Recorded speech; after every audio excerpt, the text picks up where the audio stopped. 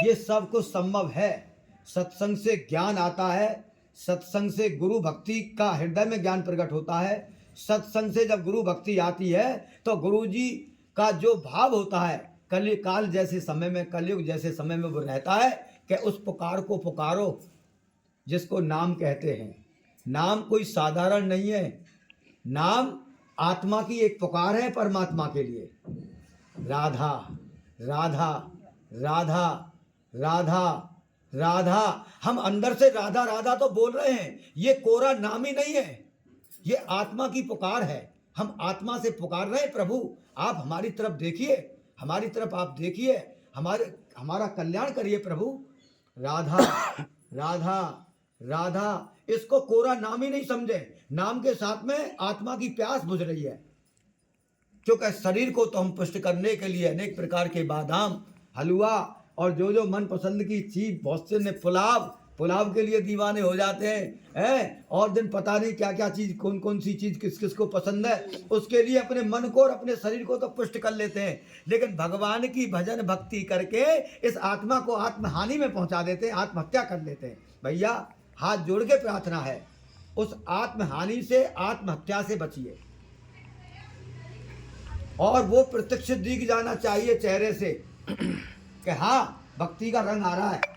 खाली हम नाच गाने में और इधर उधर उल्टे सीधे भाव में ही नहीं रहे, उसमें कई बार दम्भ हो जाता है, दम्भ पाखंड हो जाता है कि लोग बाग हमारे को देखें हम बहुत अच्छे लग रहे हैं, हम बहुत सुंदर लग रहे हैं। नहीं, हमें दिखाना किसको है और देखता कौन किसको है, सब अपने अपने आप को दिखाना चाहते हैं। इसीलिए हमेशा अपने दिमाग से बाहर निकाल दो कि कोई हमको देखना और कोई सुनना चाहता है। सुनना तो वो चाहता है जिसके आत्मा की आग लगी हुई है हृदय में, जिसके हृदय में प्यास है, वो सुनेगा, सत्संग सुनेगा। लेकिन हम कोरी मान बढ़ाई प्रतिष्ठा लूटे और लोगों को दिखाएं तो वो हमारे दिखाने को नहीं देखेंगे, वो केवल अपना दिखाना चाहेंगे। इसीलिए कोई किसी को देखना नहीं चाहता। इन सभी दम्भ पाखंडों से हमको अलग हो जाना चाहिए, हमको नाम जप करना चाहिए। नाम जप से अलग, नाम के जापन जप से अलग, नाम के साधन से अलग।